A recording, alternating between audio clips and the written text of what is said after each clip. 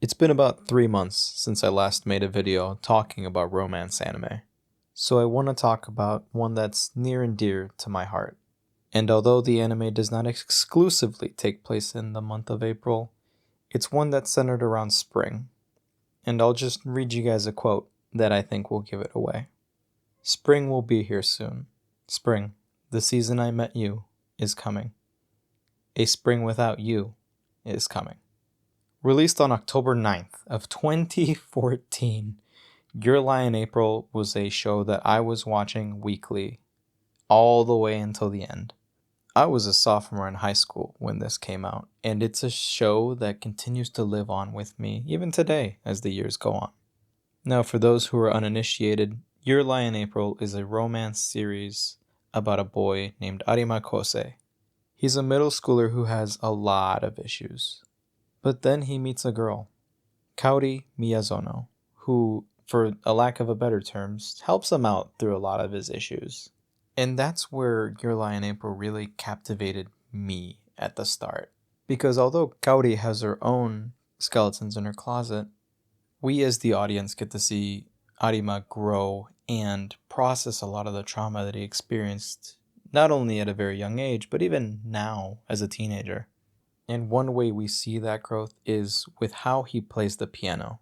Because Arima actually is a genius, or at least was considered a child prodigy when he was growing up. His mother, who taught him pretty much everything he knows about piano, and he was just had a knack for it.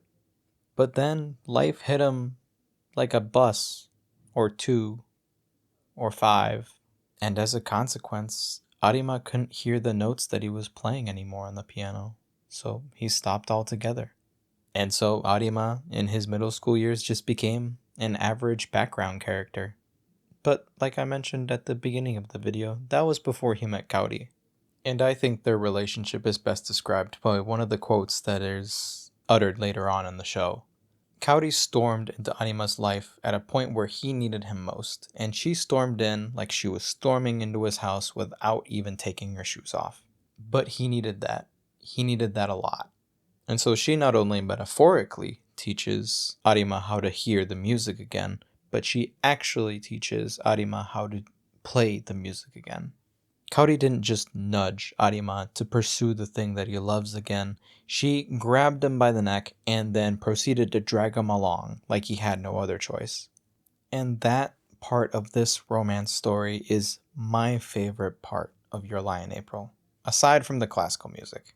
I've had rough patches in my life, but sometimes people just come in at the right time to drag you out. They may not stay, but they just show up at the right time. Those types of friendships just get you back up on your feet. They dust you off and they tell you, try again. And that's all we need sometimes in life.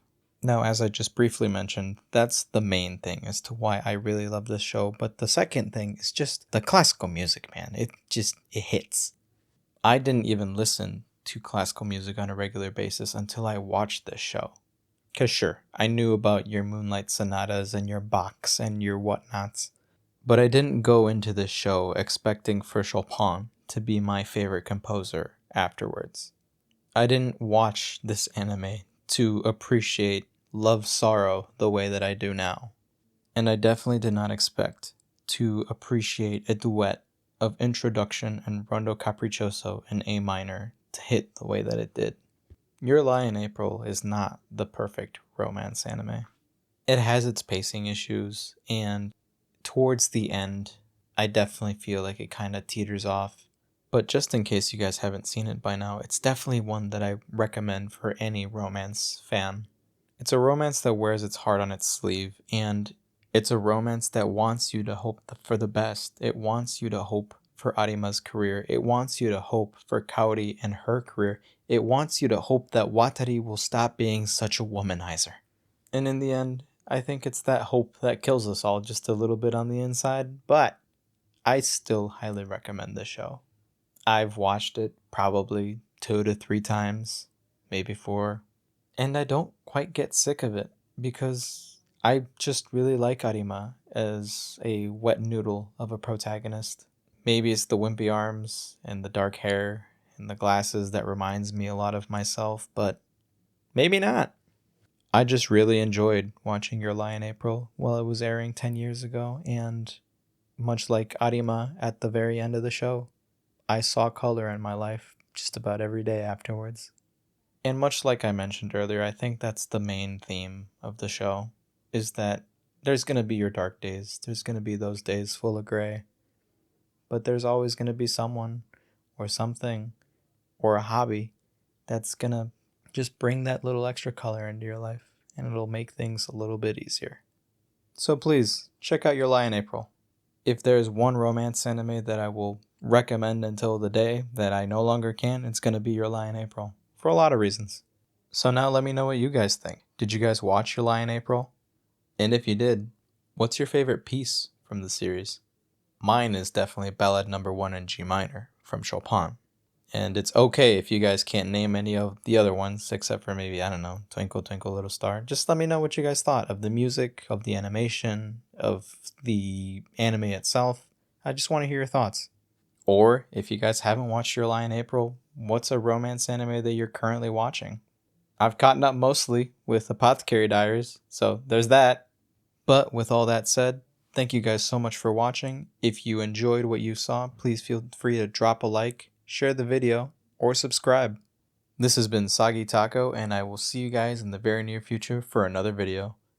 Hasta luego.